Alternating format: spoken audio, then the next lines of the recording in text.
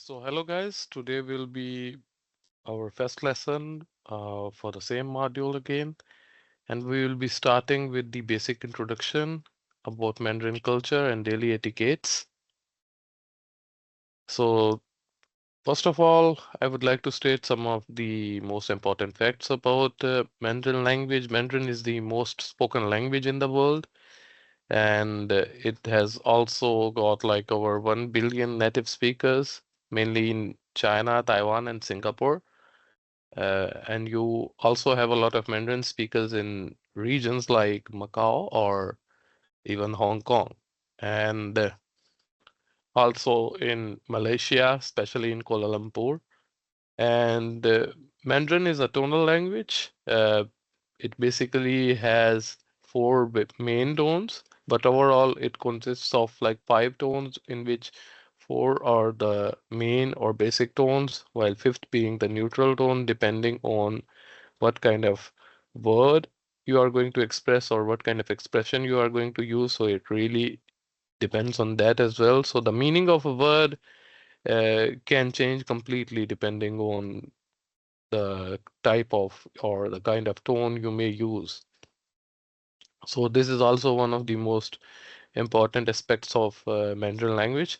So all those languages that belong to Sino-Tibetan group of languages, they are called tonal languages. We have examples of languages like Mandarin itself. You have Cantonese, and other than that, you have languages like Thai, Malaysian, Indonesian, and all these languages that belong to Sino-Tibetan group of languages, they are mainly tonal languages. So tonal language is a kind of language in which the high or low pitch of a tone, even for the same uh, kind of pronunciation or wording, can alter the meaning of a certain word or expression that is being used. And then you have Mandarin lifestyle. So they have deep respect for tradition and family roles in their culture, and they emphasize a lot on education and self-discipline. And harmony and balanced value in life, in daily lives especially, is also considered to be very important. And there is also a huge importance of festivals, rituals, and ancestry in their culture. And there is also a massive preference for modesty, order, and respect in social settings and gatherings. And then you have Mandarin work culture. So a lot of employees, they prioritize team success over individual achievement. So individual achievement may not be uh, like looked uh, as a great thing compared to a collective success of a team. So collective success is always the top priority of employees. They try to help each other grow together as a team. So this is what they like a lot. And also there is a respect for rank and authority that shapes the daily interactions. Uh, and also punctuality and adherence to rules are, is also something that is highly valued in their culture. And personal relationships like guanxi are like key in professional settings. And communications tends to be indirect to preserve harmony. Because there is a lot of concept of face saving in the culture itself. So they always try their best to make sure that the communication tends to be indirect, even if you have some sort of thing to say or you have some sort of disagreement, but it is often not appreciated to like express the same thing directly, but rather communicate independently in a way that it doesn't really affect the so-called reputation of a person, because face saving is also one of the most important parts of their culture or society, or you could say the how the communication tends to be. And then Mandarin social norms. When it comes to social norms, elders are shown great respect in both words and actions. And just like I mentioned earlier, avoiding direct confrontation is considered to be polite approach in the culture itself. So gifts are given with both hands and maybe initially declined at times. Because at times, if you accept the gift directly, immediately, uh, that is also at times considered to be a bit impolite. And also, modesty is valued over self-promotion, just like I mentioned before. And you have public displays of affections are generally avoided and not really appreciated that much.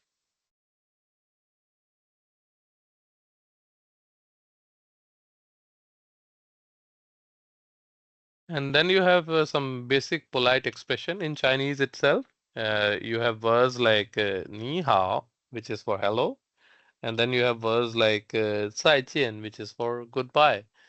And then you have word for thank you, which is 谢谢.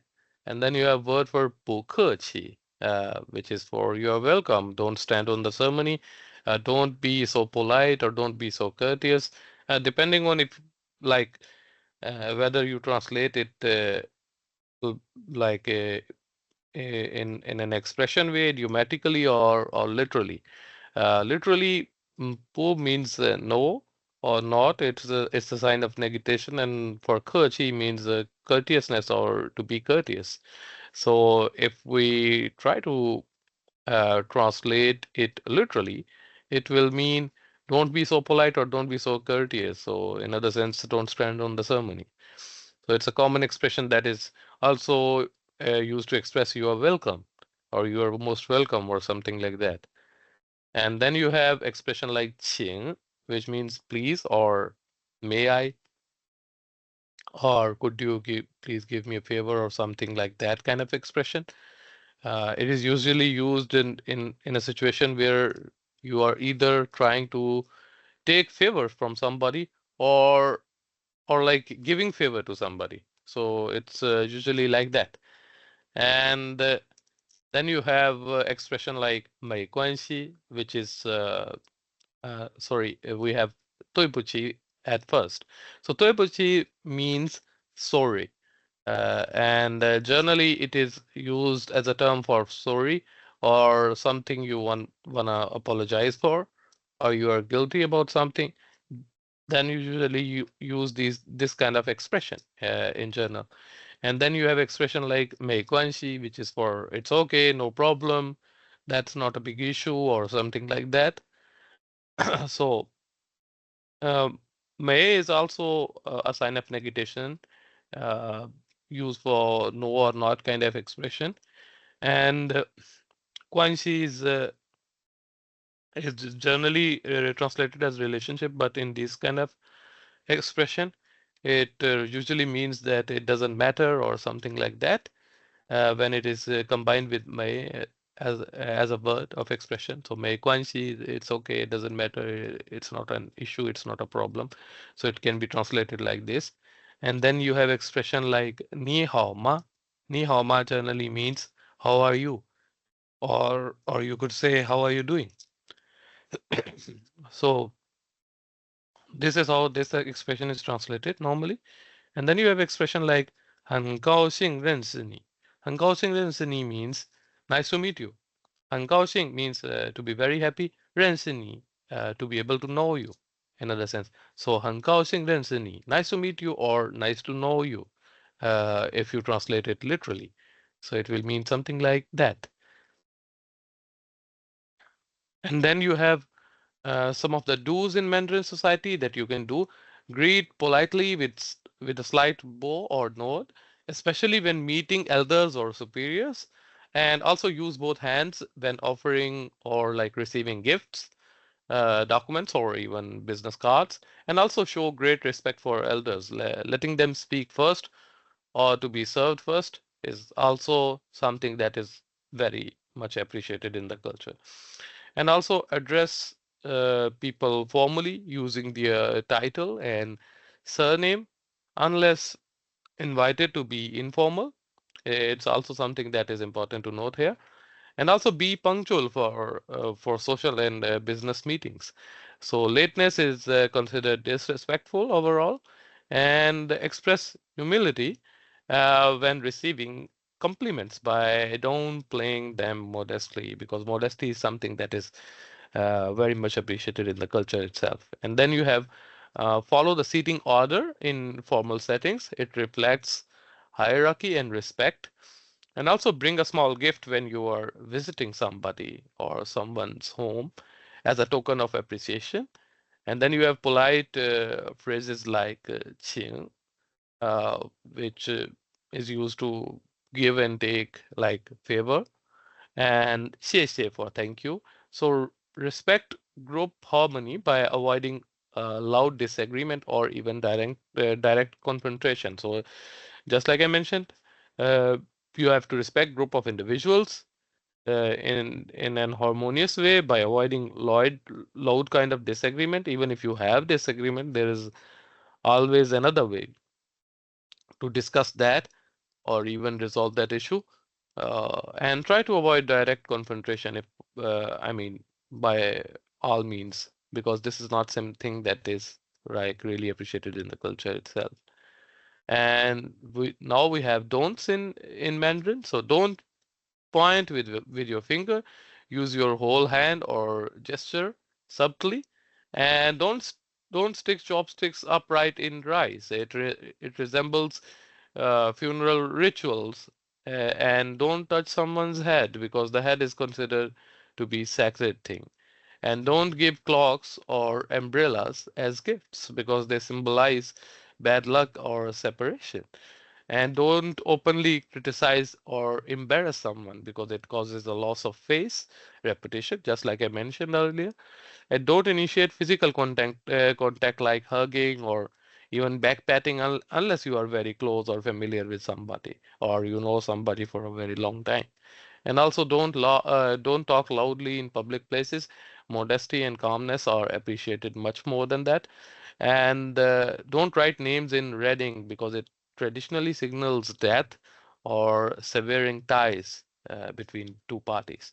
And don't show the soles of your feet. It's considered impolite and disrespectful. And don't reject a gift or hospitality too strongly. It may offend the giver itself. So these are also some things that you need to take notice of. So when it comes to role play situation, when you are entering a Mandarin shop, situation is like you walk into a small bakery in Beijing, and what you should say and how you should behave. So expected response is like politely greet the shopkeeper with the basic expression like ni hao, and a slight nod. Wait for your turn patiently without raising your voice or interrupting others. Avoid touching items without permission. And scenario two, it's about meeting a business associate, a Mandarin business associate, and the situation is like you are introduced to a senior colleague at a formal business meeting in Shanghai, and how do you greet them appropriately? So expected response is like offer a slight bow or nod with a formal greeting like Nin Hao, and use their title and surname like Li Song.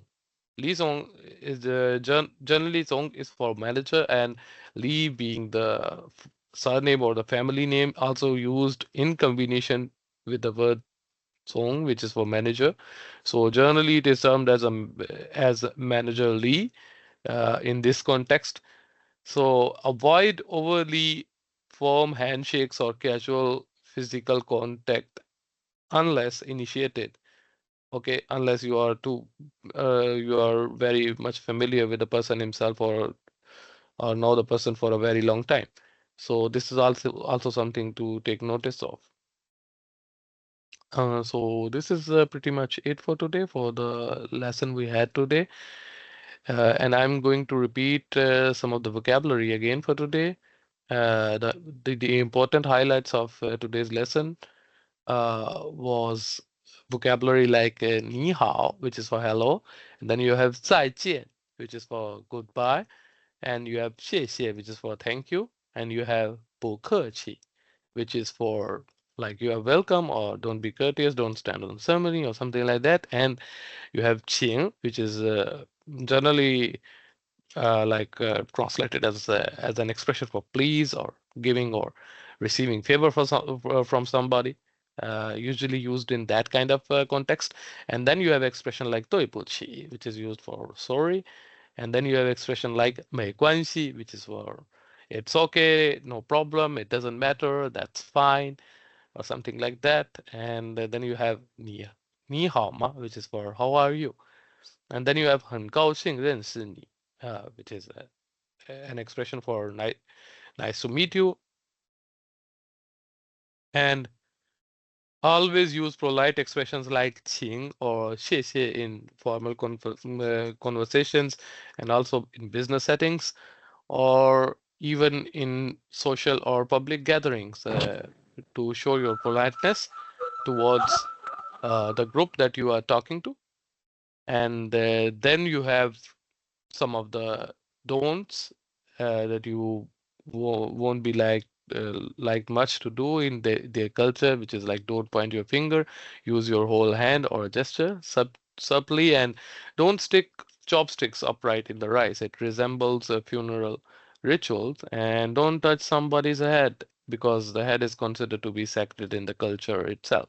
And don't give clocks or umbrellas as gifts because they symbolize bad luck or separation.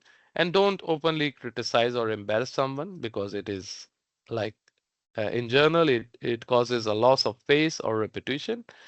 And don't initiate physical contact like hugging or like back patting unless you are very close or familiar with somebody. And don't talk loudly in public places. So modesty and calmness are appreciated in that regard.